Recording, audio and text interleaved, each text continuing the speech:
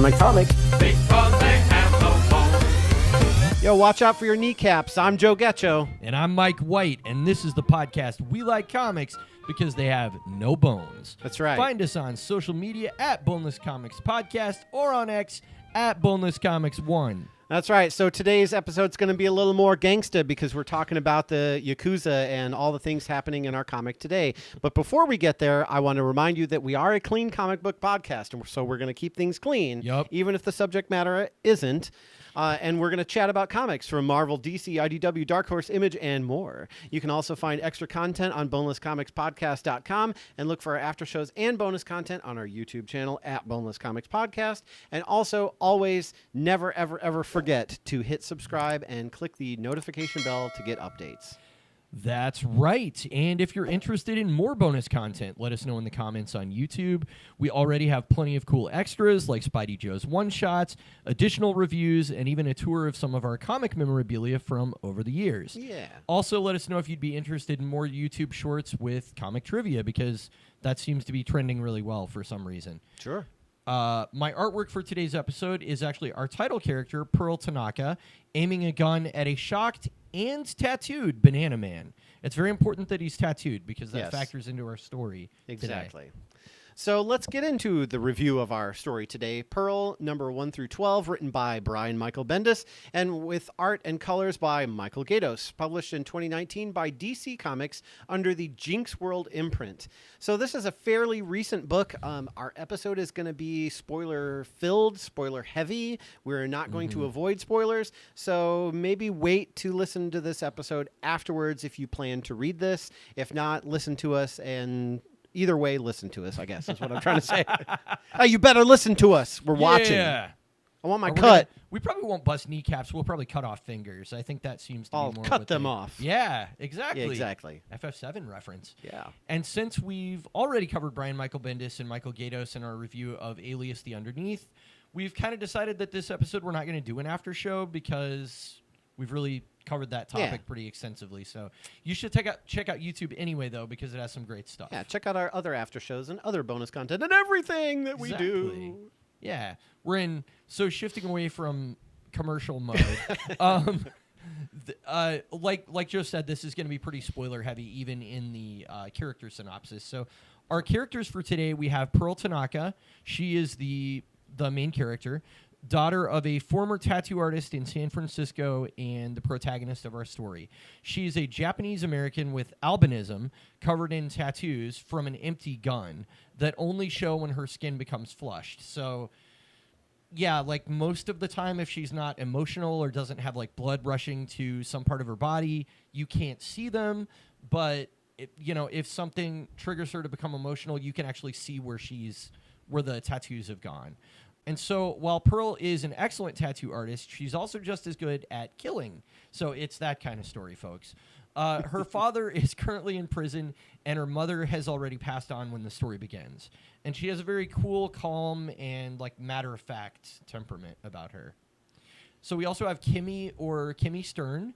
This is Pearl's childhood friend.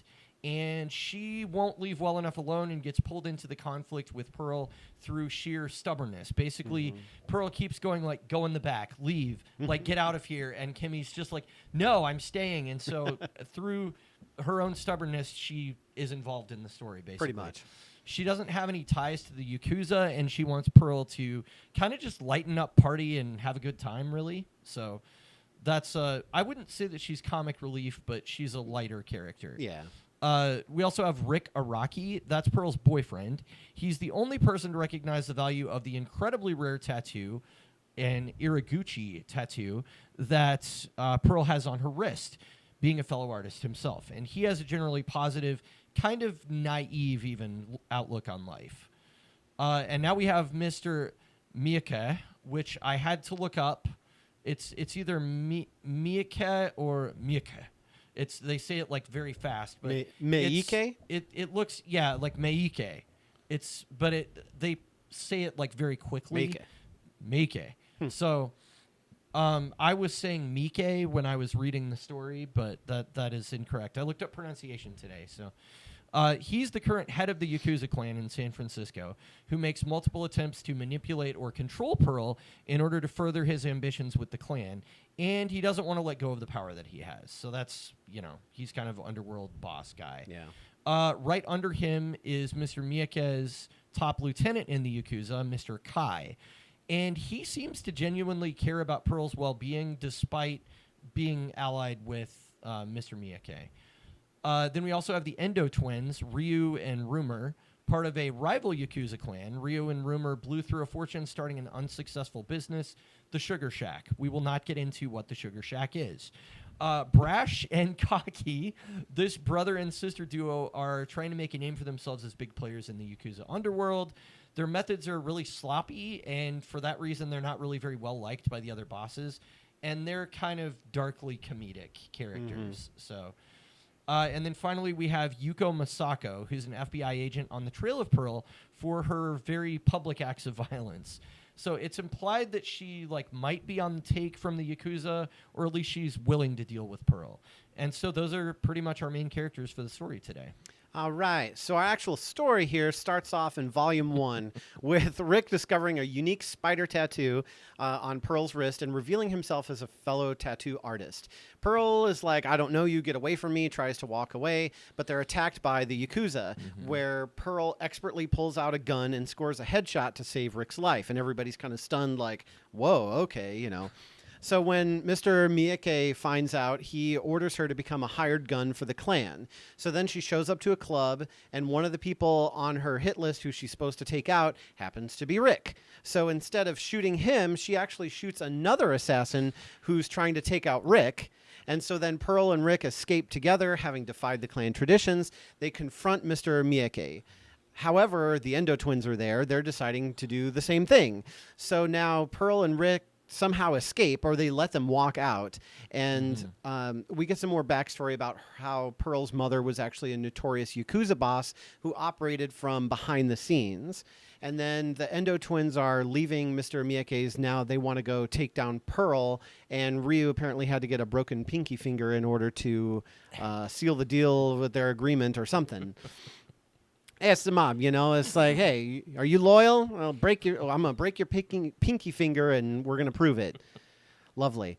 So in Volume 2, Pearl and Rick are hiding out. Pearl and Rick are hiding out from Mr. Miyake and the Endo twins in Rick's cousin's dorm room.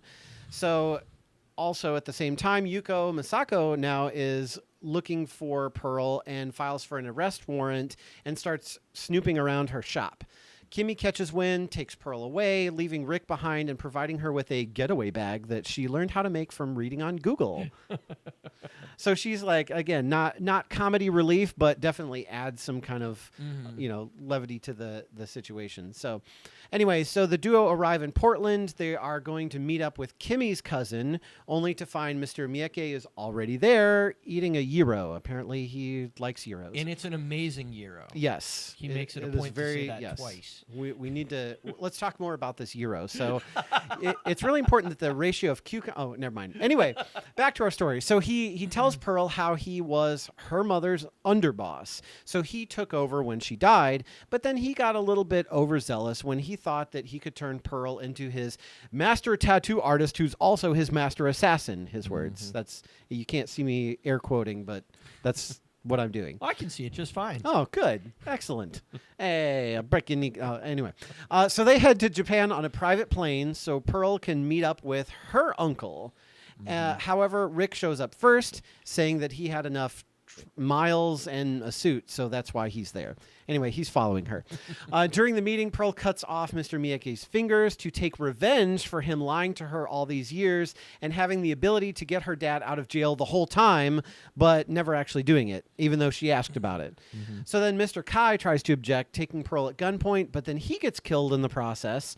However, Pearl's uncle is all smiles, saying that this is exactly what Pearl needs to take over the Yakuza back in San Francisco. So basically, all this bad stuff happens, and he's just back there like, this is great. You're my girl. Yeah, you're gonna do great back in San Francisco. Like, what? Yet Pearl is not happy with all of this. She breaks down in front of Rick. She just wants to live a normal life with jobs and an apartment. So they go do that for a little while, and after a couple pages, they decide, you know what? real life sucks. We're going to go back to the Yakuza club and talk to her uncle again, but this time her father is there and he's freed from jail. So then Pearl's uncle gives her authority over the clan, sends her back to San Francisco. She meets up with the Endo twins and they go back to Rick's tattoo place along with Rick and Kimmy. So we get everybody together and we're all going to make an alliance. But then Yuko shows up to confront them, but then it's okay because apparently she had to deal with Pearl's mother, and so she'll do the same thing for Pearl, I guess. But before we can really get too far into that, their conversation is interrupted by a rival clan attack. They throw a grenade into the parlor, but no one gets hurt, so it's okay. But the rival clan does get hurt because Pearl goes out there and just basically slaughters them all. Afterwards, Pearl designs a tattoo that everyone under her authority has to get to show their allegiance. Hey, that beats chopping off a pinky, right? Tattoo. So that was pretty much a summary of our story. I tried to hit, all the important parts that you kind of need to know. It may sound a little just disjointed, and there were a lot of different people doing different things, but hopefully that makes some sense when we go to discuss the story. Yeah, I think that sums it up pretty well. As we usually do, I like to start broad. This is actually a genre that we haven't really covered before, although we've gotten close. This is actually a straight-up crime drama. It's not a science fiction story or a superhero story. So with that in mind, and it not being necessarily something that we would normally gravitate to, did it still keep you engaged all the way through? Not as much as if it were something, and it's just me being more used to the superhero thing and looking for that angle. So the whole thing about her tattoos being able to only being able to be seen when she's flushed or whatever.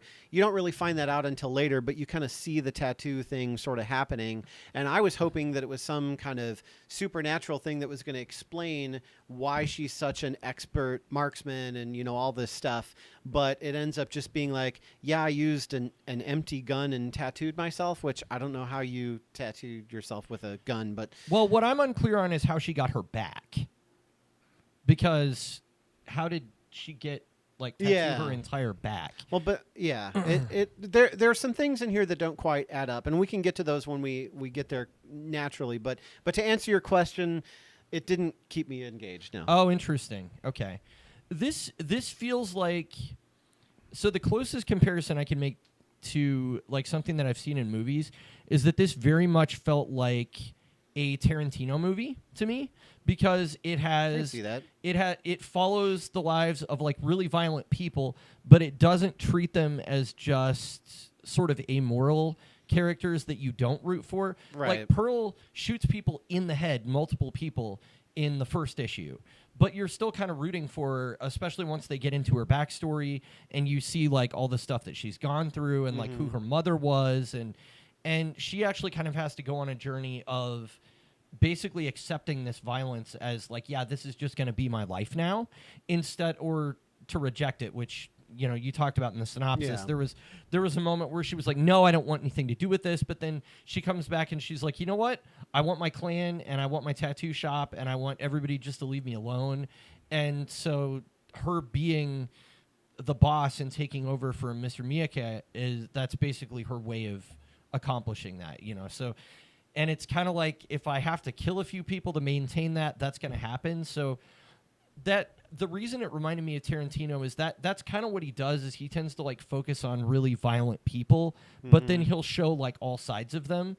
The bride in Kill Bill, for instance, she is definitely a murderer and she's been basically an assassin for years, but she also has this softer side to her where you kind of root for her and stuff. So it's not, it's it's showing more sides of these people that normally you would be well, that's the villain of our story. Yeah. So that's what kind of made me connect with Tarantino.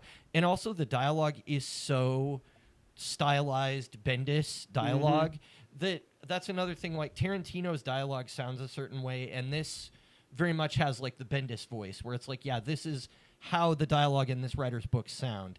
It's still that really quippy, characters are kind of cutting each other off dialogue that he does, and we've talked about that a whole lot, but those two things, kind of stylized dialogue and then focusing on the lives of violent people and kind of doing crime dramas, I associate both those in film with Tarantino, so that was kind of my closest analog. So it kept me engaged for the most part. I actually felt like it was a pretty breezy read, and part of that is because the visuals often take up so much real estate on the page that there may not be a lot of dialogue for a sequence. Most of the action sequences, there's like no words. It's just like brap, the sound effects while she's firing her gun or whatever, and you just kind of see it all play out. Yeah. So I think there were like when there was dialogue, there was a lot of it, and then when there was no like less dialogue. It was either we had a lot of dialogue or we had a lot of art, but we didn't have anything like right in the middle. That's a good observation. That's very true. It seems like they kind of like Gaydos and Bendis kind of just like took turns trading off telling the story. So yeah. And obviously they've worked together before, so it makes sense that they're probably at a point in their careers where Bendis can just kind of be like, Gaydos, do your thing here. I'm not going to choreograph the fight scene for you. You're capable of doing that and can kind of let him do it. Right.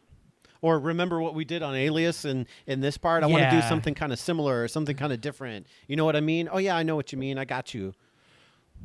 This actually looks different than Alias, even though it's the same artist. And that was actually something that I really appreciated and liked, because there's a lot of choosing a color palette to kind of set a mood. And Gaydos is actually the colorist as well as the penciler on this, so he's responsible for all of the art. But there's like cold colors when they're in Japan, and it's like everything's kind of like blue, and then there's a lot of like bright lights in the middle of it to kind of make that location look different. And then there's like warm colors in the background, like the background will be all red or something whenever there's a lot of violence. Or even later in the story, when Pearl actually shoots Sheba, the assassin, in the hand, the entire background is actually the rumble of the drums from the club. So it says like boom, boom, boom, boom, boom, but it's all different colors and stuff, and it sort of sells you on that like strobe light effect that's going on. Well, and then you have the silhouette of the hand that's like just dark, taking up the whole page, and then you see that stuff in the background, and then you can see through the hole, and there's Pearl like aiming her gun, like a very much like a Tarantino kind of action shot. Yeah, so it really, the art and the writing, it felt like I'm kind of like watching a Tarantino movie, and not so much Kill Bill might have actually been a bad example, not so much that, but more like Pulp Fiction or Reservoir Dogs or something that is like a hard R crime drama. That's kind of what this felt like. Although if Tarantino directed it, it probably would have been way more bloody than this was. True. So. Yeah. This was not there was some blood in the story, but it was not a Tarantino bloody. It's really not mess. I mean, for an adult imprint book, it wasn't nearly as violent as what I would have expected. Like Berserker absolutely blows this out of the water for violence. So it's more like there's Berserker! There's a couple scenes that are like really violent, but they still, it's just like seeing people get shot and stuff like that. It's not like, oh, we're looking at him ripping somebody's guts out or something like that. It's not like that. Sure. So no guts. Yeah. No eyes, no guts, no ear. Oh wait, can't do that again. We've already done that reference. Okay. So yeah, but I mean, before we move on from the art, I guess the other thing I wanted to say about it, especially since we're not talking about the creators after, is that it was interesting that he was able to kind of like shift out of his own style when the story called for it, because there's actually like there's an old Japanese style of art where they did like etchings or like painting on wood blocks called ukiyo-e. He actually had like a ukiyo-e woodblock montage where he was showing Pearl's mother killing her way through the old underworld and rising to the top, and it was done in that very like kind of like old Japanese art style. So that I was really impressed by. And then actually the designs that Pearl is tattooing on a banana, which again, that's why we have a tattooed banana for the art, they're like really cartoony and not the kind of thing that he would normally draw. So I was just kind of impressed by how he was able to just like shift out of his normal style and do something else throughout the story. I thought that was cool. Well, and there's also the scenes of her like when we flash back and she's like practicing or she's doodling or whatever, and you can see the pages of what she's like doodling on and the design she's making. And there was a lot of tattoo art, I guess, in there. Well, and she would be doing like portraits of people. There was one scene, especially when she's on the airplane towards the end of the story going to Japan, where she drew Mr. Miyake. Miyaka. I'm probably saying it wrong. I'm sorry to any Japanese listeners out there. She was drawing pictures of him and Mr. Kai, and her portraits of them were not just like Gaydos's drawing of them.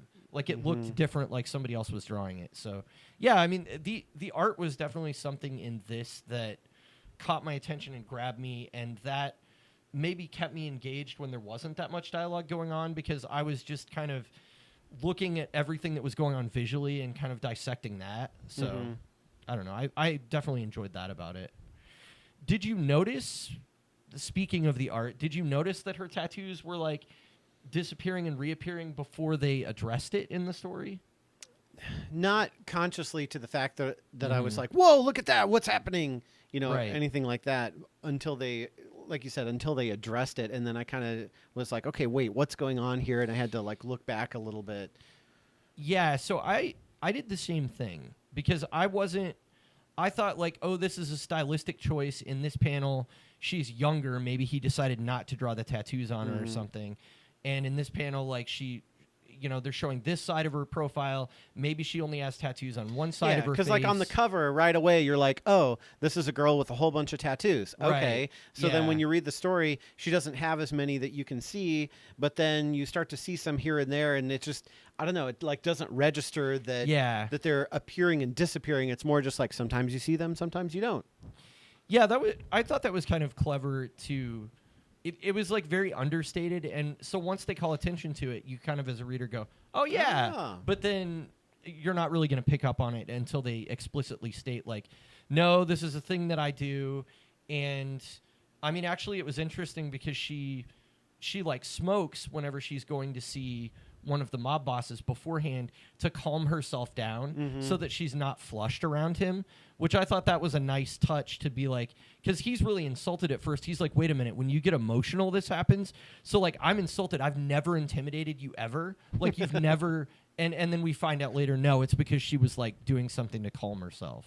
So yeah, I don't know. I thought it was interesting how it was like a visual element to show her emotional state, because her dialogue is very much of the, like, I've got this under control. I'm going to be able to handle it. So you kind of have to rely on the art a little bit more to be like, oh, is she distressed in this scene?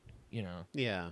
So what did you think about the story structure? I know you actually had issues with the app when you were first trying to read it, but, and you said something about like, oh, it's skipping around. And I thought, oh, that's just the story, until I realized there was an actual glitch happening. But they do skip around a little bit. Like some issues start off with a current event and then they skip back to show us the outcome of the previous event. And did that format seem like repetitive to you, or did it like make the storytelling better? I don't know. What did you think of it? Yeah, it's so funny because like we talk about context so much, but there's also like, I don't know, perception or kind of like what you have going on in your mind at the time that you read something, or even technical issues. Because so like I started reading this, and for some reason the app would like every so many pages it would go back to the beginning, and it was weird because it would skip around. Like it wouldn't just go 1, 2, 3, 4, 5, 6 and then back to 1 and then do the next pages. It would do that, but then it would start at 1, 2, and then it would skip ahead to like 6 and then give me the continuation, and then it would give me something else, and then it would skip back. It was so weird that I thought there was some kind of like time loop, or I'm like, oh, this is cool. It's like really sci-fi. But then after a while it started to get so repetitive that I was like, this is kind of boring. Like, what the heck? And so I'm experiencing all of this before I'm actually reading the story the way that it's intended, from page 1 onwards. And so I kind of wondered in the back of my mind, I'm like, is it warping my view of this because I'm seeing certain events now that were flashbacks that I only got 2 out of 3 pages to read, and then had to go back and didn't get the continuation of that story, whereas it started to flow a little bit better when I was, reading it continuously. So it was so weird, and it was like such a mind warp thing. But they do so when they do skip back, they kind of like they they'll skip scenes where we see these people doing something, we see these people doing something, and then we see something from Pearl's past. But then the art kind of helps you know that it's a flashback for the most part. Yeah. Or they say something with dialogue that you're like, okay, this happened in the past. So it wasn't jarring to me because I had already been jarred. So I thought about it later and I was like, okay, this is kind of skipping around. Is this something that would normally bother me or not? I can't really tell. I think it was okay because it wasn't like you're going along and then you're like, oh, something's about to happen. And then, oh, we switch gears and now we do something else. And something is about to happen. Oh, no, we switch gears. You know, it wasn't like fantastical to where it's like the climax of the story and then you switch gears to Bulma, you know, sitting on Namek going, oh no, how am I going to clip my nails? And oh no, there's a monster after me. I'm like, I don't care. I want to see Goku go Super Saiyan. Come on, let's go. And then it's like his hair flickers next time on Dragon Ball Z. And you're like, no. It's funny because the exact example I was thinking of while you were describing that was Dragon Ball Z. I was like, yeah, that sounds like something they would do on DBZ. Let's lead right up to the moment and then cut off and hey, what are the animal characters doing right now? So looks like Oolong's up to his crazy hijinks. Exactly. So we did not get that in Pearl. Yeah. We do get kind of like a little bit of disjointed, like we're gonna go tell different parts of the story, but it didn't feel like it was shocking to that degree. Yeah. Yeah, there was one moment where I was a little bit confused by it. I think they cut from the Endo twins in the present being being interrogated by the police because they had just killed a guy. They killed the hitman that Pearl didn't kill, basically. So because he failed, they I think rumor killed him. And then they switched to like showing the origin of the Endo twins and like how they got into the Yakuza business. Yeah. And became established. That was a little bit like it took me a little bit to be like, what's going on? Because now they're in this parking lot and like, what are they doing? But then at the end it says like in giant letters how the Endo twins became who they are or something. So it's pretty clear for the most part. I don't think it's too distracting. Yeah. I don't know. It felt a little weird, I think, like that at times, like a little weird and kind of like, okay, and then you sort of get back into the flow and then you're okay. Yeah. But it wasn't necessarily jarring. Mm-hmm. There were a lot of weird things about the story that I still don't even understand, though.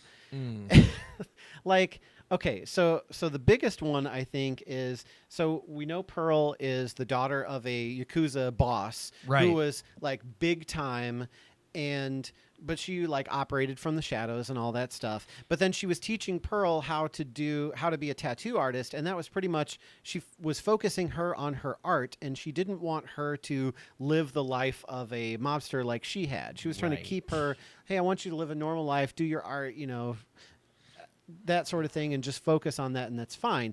Where in the heck did she find the time to become like a master deadly assassin and score headshots with a pistol on a guy who's on a motorcycle? Yeah, so that's the biggest leap of logic in the whole story. It's got to be, because there's not a lot of explanation as to where her fighting skills come from. And I mean, I guess it's really not even fighting skills. It's just marksmanship, because we don't really see her hand-to-hand take anybody out. Sure. There are cutbacks to her father giving her a gun when she's 14. Yeah. He's like, guys are going to be coming for you. You know, you're different, and people don't respect people that are different, especially in this business. So I think that she was under the impression, a lot of people were under the impression that her father was actually the Yakuza hitman, and that was her only connection. But, of course, her mother is actually, like, running San Francisco during all this time. But I guess that wasn't known to anybody except, like, this small inner circle. So that was kind of clear. So he does give her the gun. There is another scene later in the story where it's, like, a boyfriend that she has that's taking her somewhere basically to, you know, smooch and do whatever lovers do. But she's not into it. And she's like, will you please drive me home? He's like, no, I won't drive you home. And she's like 17 at this point. And so she shoots him in the head with the gun that her father gave her, because she's like, well, she's like, screw you for making me do this, basically. But I guess you're my first. And so she calls her dad. And then he's like, yeah, I'll be there to clean up the mess or whatever. But that's the only time in the entire story that we see her actually kill someone prior to the opening, where she's just an expert marksman. Yeah. So really we only have other people's opinions to go on. Like Mr. Miyake says, oh, I get it. Steady hand with a tattoo gun, steady hand with a gun.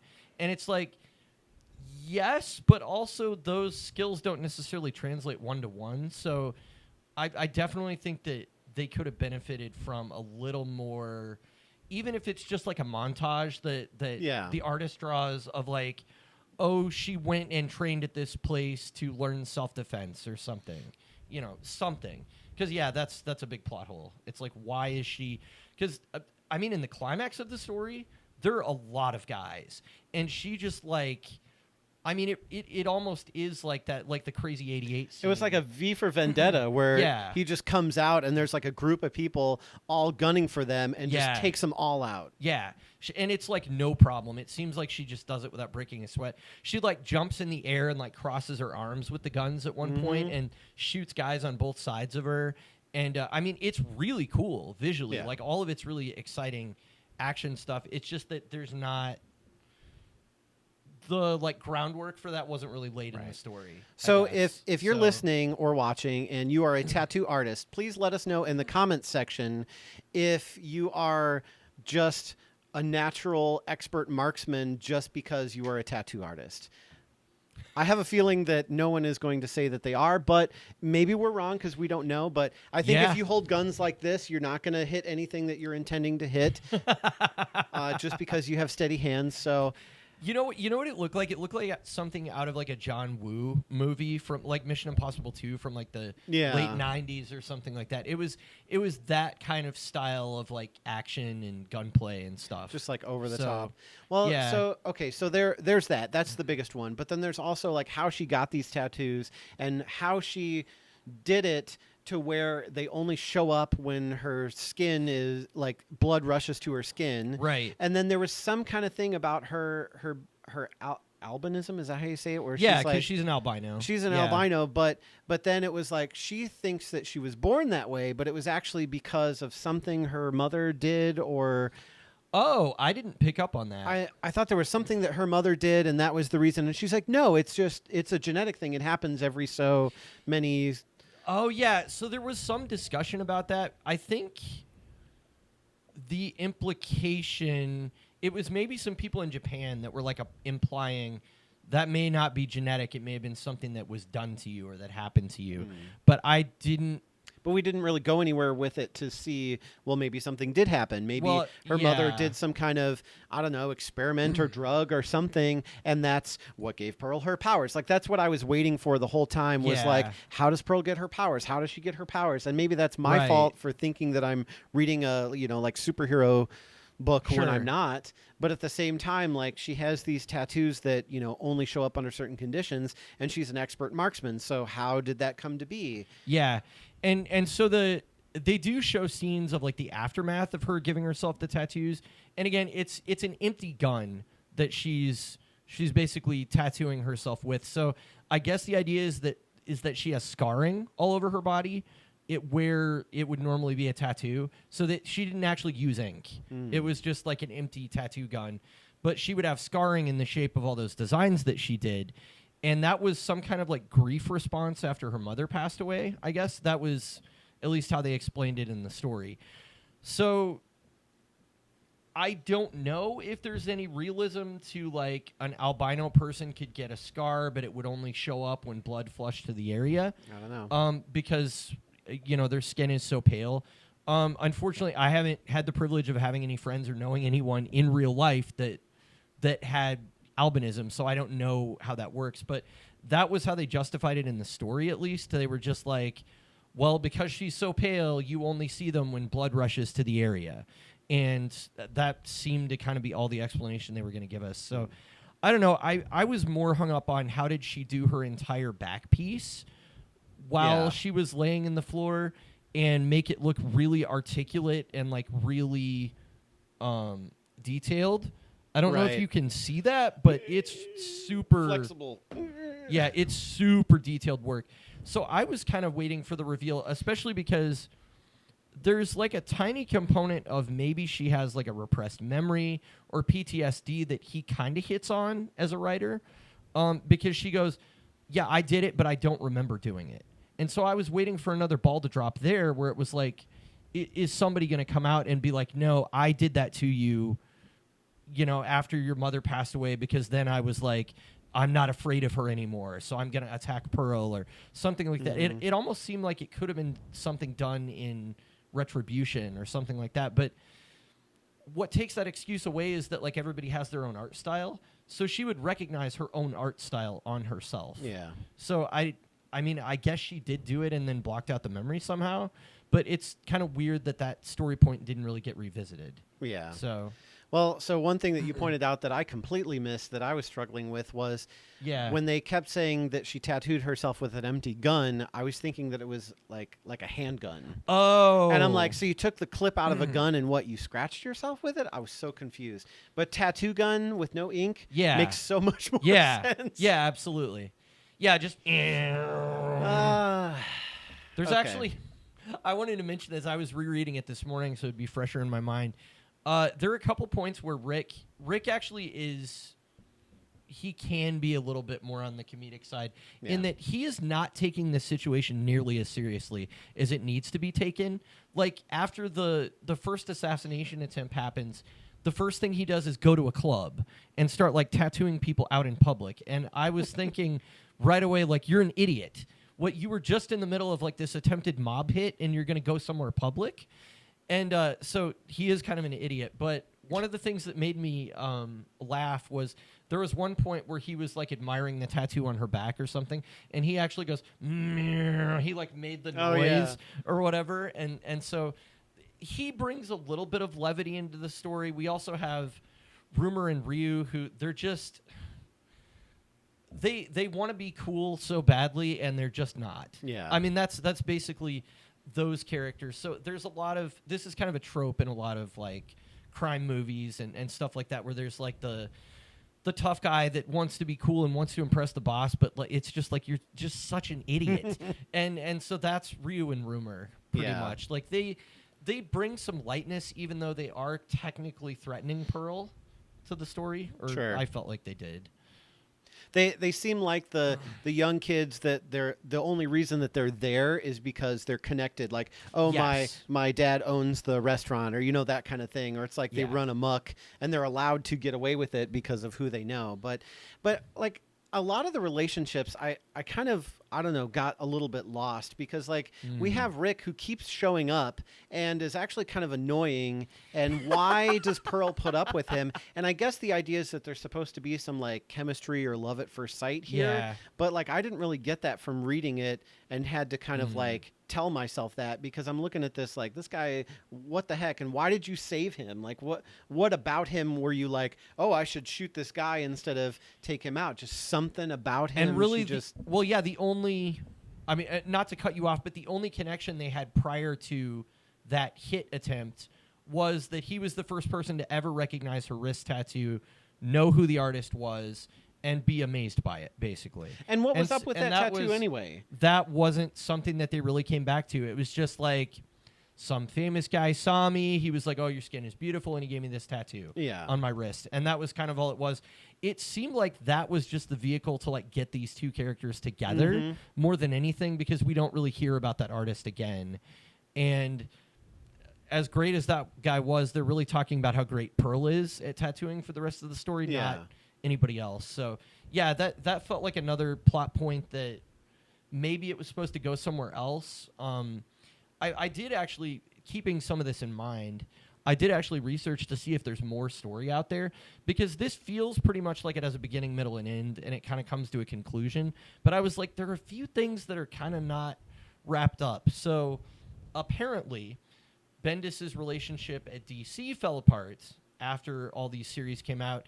And basically, it's kind of on DC as well, because when Bendis was moving to DC from Marvel, they were doing double-page spreads with a picture of Superman, and it said Bendis is coming in giant letters in every single issue of every single comic they published for like 6 months before he came over. So they were billing this like, this is going to be the biggest thing ever. You need to read Superman. You need to read Action Comics. You need to read all his original imprint titles. And they kind of like basically just threw all the toys to him and were like, play in the toy box.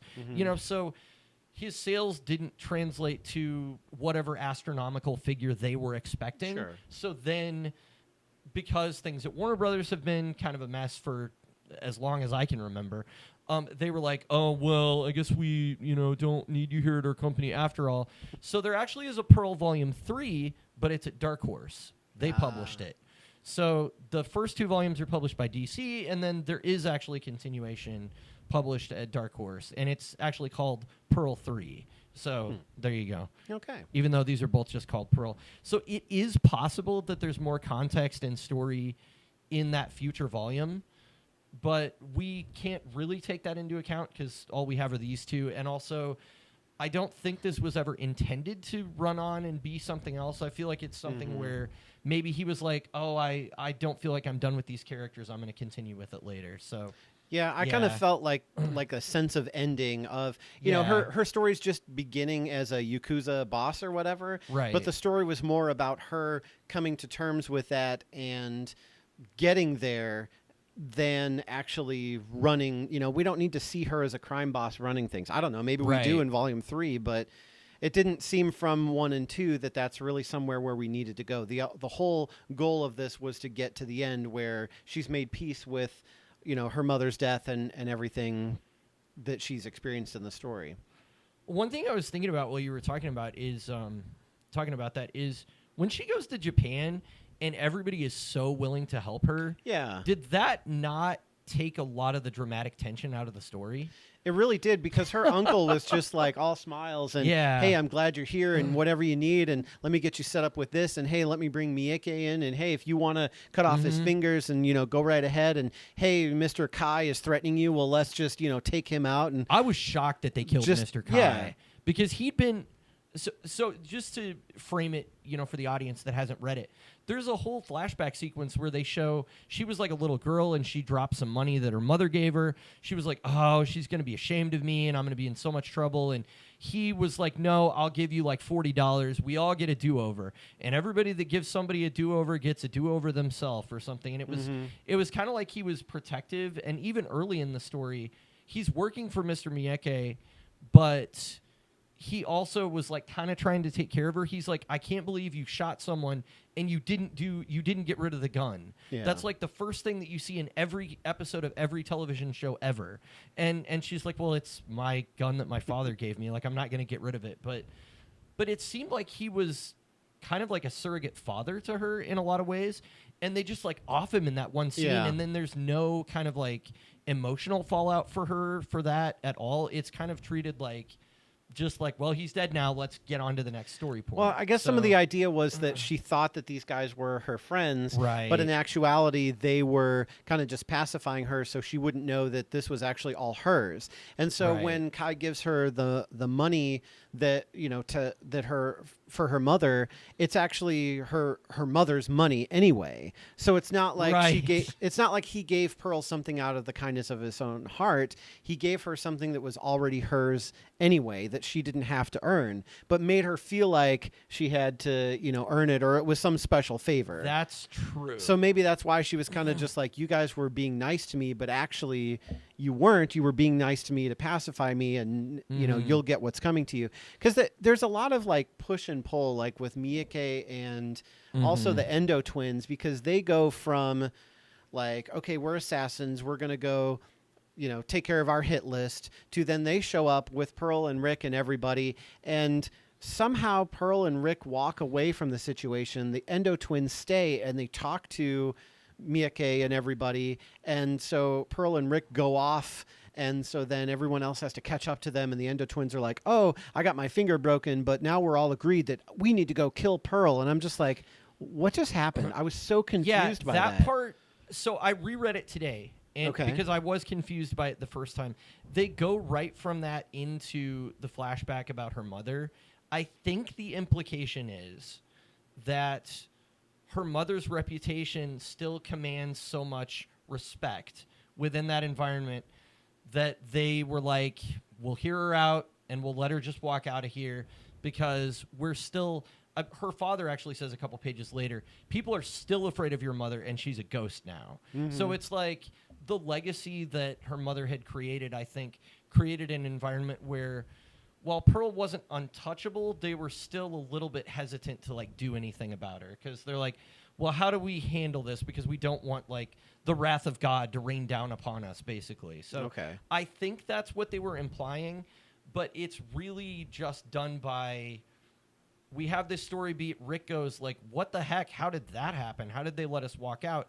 And then they cut to the flashbacks. Yeah. So I would assume that that's what Bendis was trying to imply, but it could have been made a lot clearer for sure. Yeah, because it was so funny because like you turn the page and then I'm thinking, okay, how did they get out of there? And then Right. Rick says that like, how did we just walk out here? And I'm like, exactly. And then the flashback, and then we're in a different scene, and I'm just Yeah. like, but how did they get out And of Pearl's there? just kind of like, whatever, it's no big deal. Like she at this point in the story, she knows these people as like, oh, I went to high school with you, or oh, you've Yeah. always been around, or I know that we pay money to Mr. Kai every week. That's what we have to do to have a free tattoo business, basically. That's not, burned to the ground.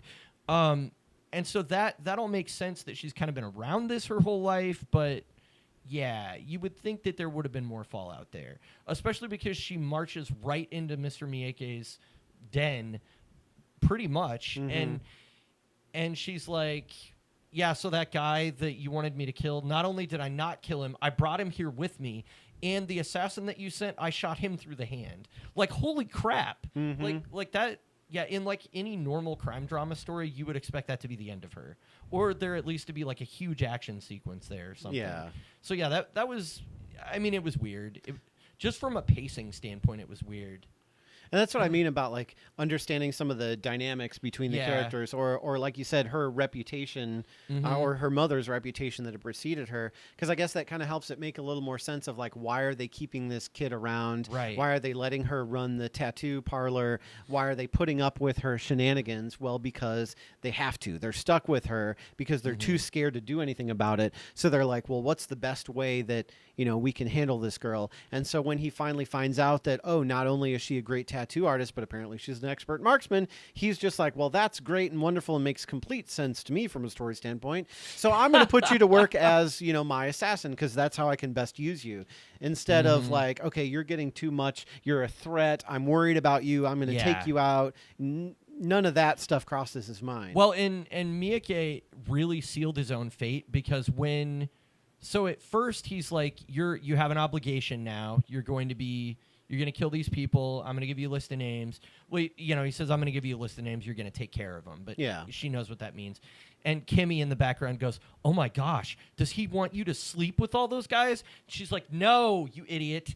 like it's much worse than that. She wants me to kill them. So anyway, that sequence plays out, right? And then she actually says no to him at first. And then he goes through this monologue of where he's like, don't mistake me calling you special for being irreplaceable. And she has like a wound in her arm from the fight earlier, and he actually jams the tattoo needle into the wound. And I think that right there kind of sealed his fate, where like she is definitely going to kill him later. And, she does. So it's... But that was like, he was doing all this stuff to like manipulate her and control her, and it really feels like it would have gone a lot better for him if he was just honest about it in the first place. Yeah. But they the funeral for her mother, actually, they showed Mr. Kai was trying to buy her out. So like all these Yakuza guys had given her a whole bunch of money, and they're like, just take all this money and go do what you want with your life and leave the tattoo shop to us. We'll run it. And she's like, but I want the tattoo shop. And so she like throws the money back in Mr. Miike's face. So it's like she'd already kind of had this attitude of like, no, I'm going to do my own thing. Yeah. Which is cool. And it makes her like this cool, empowered female character. But there are certain leaps of logic in the story where you're like, how did she survive? So just purely by reputation. Right. If like whatever she says goes, even though she doesn't know she has the authority, Right. we're still going to respect that authority. Like, yeah. But then also we're going to threaten her and intimidate her and Yeah. jab a tattoo needle into her gunshot wound. Oh Okay. my gosh. Well, Yeah. and some of the other relationship too, like that FBI agent, like they made such a big presentation of like, look, here's an FBI agent. She's now on the case. She's checking things out. And then she's like questioning people and she's trying to whatever. And then she goes away. Yep. And then she comes back and then she's like, I've got you all cornered. You're all under arrest. This is going to go down. Well, my mother did have an arrangement with you, right? So maybe we could kind of do the same. And then silence and then boom. And then it's all over. Like, why was she even in the story? Yeah. So the FBI agent is the most tacked on character as far as I'm concerned. I think if you were going to use it to increase the drama of the situation by applying that pressure to her, cool. And that seems to be the reason for her leaving the country in the first place, because Kimmy's like, look, the FBI's after you. We got to get out of here. Yeah. We got to go to, they go to Portland and then eventually decide, Japan is where we're going. But other than that, there didn't seem to be a lot of reasons for her to be in the story, because we're not, again, you're thinking about V for Vendetta. It's not like V for Vendetta where we're cutting back and forth to the detective all the time and he's like putting the pieces together and he's on the case, and like you don't really want to see him catch V, but also you kind of do root for that guy. That was an interesting dynamic in that story, and I think it actually would have worked really well here, where it's like, well, we're on the side of the person protecting the law, but also we don't want to see something bad happen to Pearl. And that would have been like more, I guess, like morally complex if Bendis kind of leaned into that more in the end of the story. But yeah, like you said, she basically shows up. We've got about half an issue where it seems like, this is a threat. And then you really don't see her again till the climax. So yeah, that was... Because she gets like a whole backstory of like, well, she graduated from here and she used to do this. And now she's with the Federal Bureau of Investigation. And it's like this whole big deal. But then she just disappears for a while, comes back, does some questioning, disappears again. And then at the end, it's like, we took care of that and it's all fine. Yeah, I was very surprised that she seemed to be just okay with Pearl taking over the Yakuza there. And I get the idea, again, this is not from this story though, but from like other, movies about stuff like this, like The Departed, that law enforcement often will be like, well, we don't have the manpower or whatever to like completely dismantle this organization, so let's put the person in charge there that's going to do the least amount of harm. So it does seem like Pearl would be that person. Sure. She's probably not going to just be causing murder and mayhem all over the place all the time. Certainly not like Miyake was, because he definitely was the very like ambitious, like he wants to get bigger mob boss kind of guy, and you could tell that he had like an edge to him and like a cruelty to him, where it seems like Pearl's killing is more motivated by like, I have to do this because this is how I get out of this situation. It's not malicious as much. Right. So well, and if that was the FBI, what was it, Yuko? Right. Yeah, Yuko. If Yuko's like, her desire was to like, okay, I'm going to investigate this, but I'm going to make sure that, because I hear there's some rumblings going on. I want to see who's going to take over, and I want to sort of check them first to make sure that it's going to fit, whatever I've got going on. Sure. That would have made sense. Yeah. But it's, as far as I recall, being presented just as, here's an agent. She is of the law. She is going to investigate all of this stuff, and it goes nowhere, does nothing. Just like the tubes in background of Star Trek, G and D, and goes nowhere, does nothing. Star Trek reference, yeah. There you go. Yeah, it's funny. I think this is another one where the more we talk about it, the more I'm realizing that I think it had a really good Act 1 and 2, and then Act 3, they just don't quite stick the landing, and it feels like everything is very rushed at the end.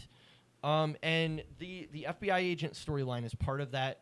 Part of it is her going to Japan and just feeling like she's untouchable there. Like, she strong-arms her way into a Yakuza club, which admittedly her cousin is there, but her cousin even is like, calm down, you're going to get shot. Like, you need to stop coming in with so much bravado, because that's not... They're like, well, they don't respect women here, so you need to go in and you need to be loud and boisterous so that they take you seriously. And so she goes in and does that, but yeah, her cousin's like, calm down. Yeah, she's like, maybe not that much bravado. Yeah, maybe much. Like tone it down a little bit. So, but it is interesting. I felt like a lot of the tension that could have been in the story was gone because Pearl was amazing at killing. She seemed like she was in a protected position, and even Rick and Kimmy, who were in her proximity, they never really felt like they were in real danger. just for the nature of the fact that they were around her. Mm-hmm. And I felt like if they, I don't know if you need to kill one of them. I don't know if you just need to like have one of them injured or something, but something to show that there's like actual stakes here. That was really my problem with it. Was I felt like Pearl is just this invincible character that like nothing, even though her life is going in a direction she didn't expect, she's going to come out on top because that's what the plot demands, basically. Yeah. And so I was a little disappointed by that because I felt like it would have been better if you felt that she was actually threatened. So. Well, anything else before we move on to final thoughts? No, I don't think so. I think I'm ready to go to final thoughts. All right. Be right back. We like Comics. because they have no home. And we're back.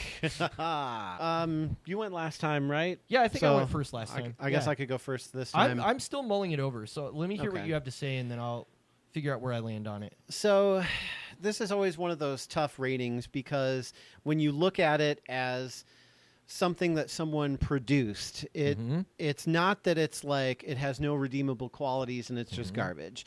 It's not like, there aren't things about it that like, oh, that's really interesting or nice story idea or the art is really good. And it's like got all of these things going well for it. And right on the cover too, it says 10 out of 10 by Comicosity. So you can see right away before you start reading it that it's got a 10 out of 10 score. So, and there's an IGN review on the front and it's like, you better like this because it's by a really well-known writer and artist duo that have written and arted, drew other things that you enjoy, like Jessica Jones' Alias. And so, it's going to be great and you're going to love it. But I just didn't. Like, I didn't get it, and it's not a type of story that I would normally enjoy. Those aren't the type of movies that I typically really go for. I mean, Kill Bill, because it was just so over the top. Yeah. But this wasn't over the top enough to be at that level. So this really was not that enjoyable of a read for me. And I think, with the technical difficulties at the beginning, it only just made it worse. Oh, man. DC Universe, get your app under control. Well, I was using it on the computer. Maybe that was my own fault. I don't know. Instead of like iPad or phone or something. But I've had that issue before, too. I mean, not to interrupt your final thoughts, but where like I'll scroll to another page in the app and it'll just be black. And then I'll have to be like, do I need to like reset my internet connection? What's going on? So... Yeah, so that definitely made it more difficult. So I guess the rating that I would have to give this, I'm not going to give it a 1 because that would mean that there's absolutely nothing good about it that I could possibly find. I mean, or a 0.1 or a 0.5. I don't know. We've never rated that low before. No. And I don't want to rate this low to say that this is bad. I want to rate it low to say that this just isn't something that I'm really into. So that's my rating, is like, I'm not really into this kind of story. And I didn't really enjoy it. And there were a lot of things that were confusing from a story point that I just didn't get. So I think I'll just land at a 2. Okay. Yeah. I was getting a sense that was probably about where you were going to be as we were having the discussion. So I'm not too surprised by that. I'm trying to decide if our discussion has knocked my rating down that I came into this with. Because when I came into it, I was actually thinking of a 4. Wow. I actually enjoy the occasional crime drama movie. If it's done well, if it's got engaging characters, things like that. Pearl is an interesting protagonist. She's got some interesting stuff going on with her that's not just... She doesn't feel like a stock character, basically. And, we both like the thing with, like, kind of the strong female lead character. That's something that we enjoy. So I like that aspect. I really think Gaydos, like, absolutely knocked it out of the park with the art, too. Just the way he used color to show scene changes, to show flashback changes, and even location changes. All of that stuff was really awesome. I mean, I can't gush enough about how good the book looks. Yeah. It also just... down to like people's facial expressions are very realistic and they look like something that you would see in the real world, so it's very stylized with the way he uses color, but it also has this kind of like realistic grounding to it as far as just the way people look and act physically. So I think, though, due to our discussion, I can't give it a 4 because the more we discuss the resolution of the story, I'm thinking about Yuko Masako was dropped until the end. Yeah. And then we just ended up with her, but all of a sudden she wasn't a problem. It really did take the steam out of the story when she got to Japan and there was no conflict there, because I was expecting that to be like, okay, stuff's going to get crazy now because she's going to like the headquarters. She's going to have to fight her way up to the headman, and then she's going to have to take him down with her unknown marksman skills or something. Right. I was really expecting that to be much more of an action climax than it was. So, and, you know, we do get that moment, but it's kind of a micro moment that happens when she gets back to the U.S. So the resolution was the part of the story that was disappointing for me. I really did find it to be a quick read, though, because of whether it's because I really just enjoy the sound of Bendis' dialogue or because it switches between long stretch of dialogue, long stretch of just art. I found like this is 12 issues that I could get through in probably like an hour, hour and a half or something like that. And that's pretty quick to get through something with this much going on. Yeah. I am glad that I reread it because I think I got a little more appreciation for some of those things that I missed the first time.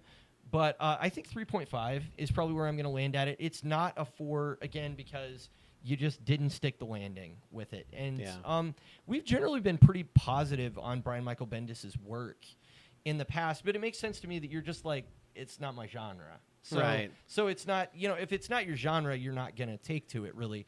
I think it was a pretty well done crime drama thriller. There were just some things that we mentioned that he could have done to up the stakes and make it more engaging and really flesh out the characters a little bit more. So, it would have really helped me is if we would have had that montage or something of her secret training that nobody knows about. And so when they see her, they automatically assume that she's just this young, dumb kid, but she knows about politics. She knows about the Yakuza. She knows about guns and weaponry and shooting things well, and all, you know, surprises people with her skills. And so then she goes to Japan, and so she meets the Yakuza, and they're like, who's this dame, you know, whatever. And she's not a threat, but then she shows them that she is a threat, and she just blasts her way to the top to the Yakuza boss and is like, you better make me a deal, otherwise, you know, like I think that would have been really enjoyable. I would have been behind that a little bit more, but as it stood, I just felt like it was driving there too. Yeah. I just felt like there were a lot of like weird relationships and disjointed things, and a whole page or two of the Endo twins talking about their empire that they're building and certain ways and techniques of things that was just so, I'm like, okay, there's rated M for mature and there's rated X, and this is kind of like the conversation is kind of on that rated X side. And for what reason? To establish that these characters are annoying and weird and perverse. Like, do we really have to talk about this stuff to show that these characters are, and what did they end up doing anyway? They were just annoying through the story, and then they end up getting a grenade thrown in their face, and then that's kind of the end. Because they were assassins, and they were going to kill Pearl, but then they all meet up, and then they're friends for a second, and then they're like, we're going to go kill Pearl, but then Pearl gets back from Japan, and they're waiting there for her, and then they all get in the car together, and they all drive to Rick's place, and they just have this lovely little conversation, and I'm like, why are we having a conversation? Are you not here to kill her? Well, it feels like they were waiting for their backup to get there, but I don't know. It's unclear. Again, the resolution is the sticking point for me, really. It felt like, so you've seen like the Thomas Jane Punisher movie, where at the end of that movie, he goes on a killing spree through, what's his name? John Travolta's manor, killing like every guy that's in his path for like 30 minutes or something.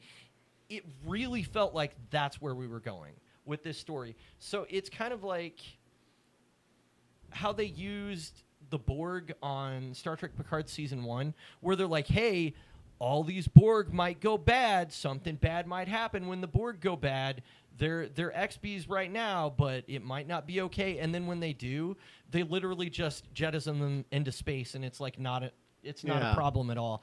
It's like you're setting up, we're going to the fireworks factory, and then you never get there. And that's a really disappointing feeling when you're reading or watching something. So, it's really just the resolution that did it for me. But I'm still going to, I really just enjoyed the dialogue and the art so much that I'm going to give it a 3.5 based on just the presentation and the style that it had alone was enough that I was like, that got me through the story really, really well. So, yeah. Okay.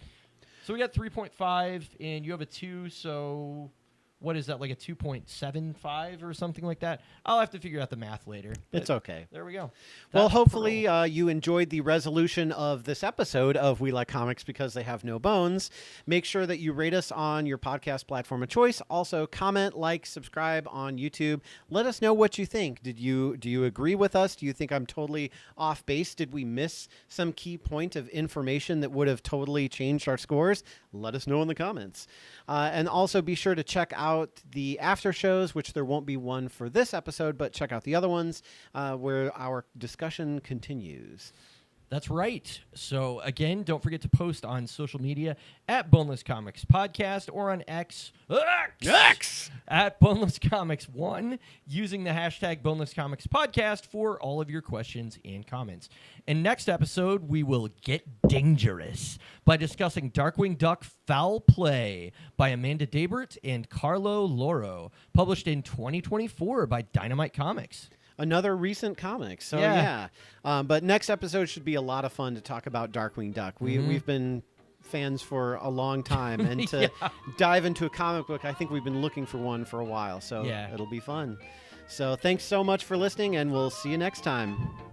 Keen Gear. I am the terror that flaps in the night. We like Comics. because they